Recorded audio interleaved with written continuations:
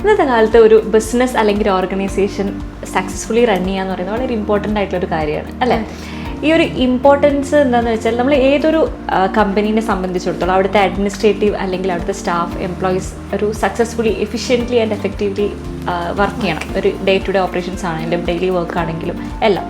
അപ്പം ഈ ഒരു ഇമ്പോർട്ടൻസ് മനസ്സിലാക്കിയതിന് ശേഷമാണ് നമ്മൾ GECൽ റീസെൻ്റ്ലി നമ്മൾ business administration and office management എന്ന് പറഞ്ഞിട്ടുള്ള കോഴ്സ് സ്റ്റാർട്ട് ചെയ്തിട്ടുള്ളത്. അതെ, ഇന്നത്തെ കാലത്ത് നമ്മൾ സ്റ്റുഡൻസിനെ അല്ലെങ്കിൽ ഈ ഒരു കാലഘട്ടത്തിന് നോക്കിക്കാണുമ്പോൾ നമുക്ക് മനസ്സിലാവുന്നതെന്ന് വെച്ചാൽ എല്ലാ ആൾക്കാർക്കും പെട്ടെന്ന് ജോലി വാങ്ങിക്കണം അല്ലേ?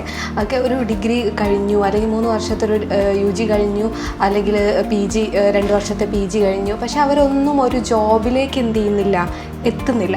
അപ്പോൾ സ്വാഭാവികമായിട്ടും അവിടെ ഒരു ഡിസാറ്റിസ്ഫാക്ഷൻ ചെയ്യുന്നുണ്ട്, പുതിയ തലമുറയ്ക്ക് ഉണ്ടാകുന്നുണ്ട്.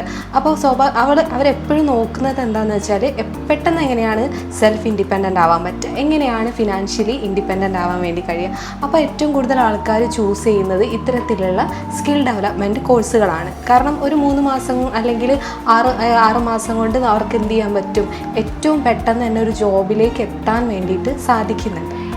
ഏതൊരു കോഴ്സ് ചൂസ് ചെയ്യുന്നത് എന്നതുപോലെ തന്നെ ഒരു ഇമ്പോർട്ടൻ്റ് ആണ് എവിടെ ചൂസ് ചെയ്യണം, അതായത് എവിടെ നമ്മൾ ഈ ഒരു കോഴ്സ് പഠിക്കണം എന്നുള്ളത്.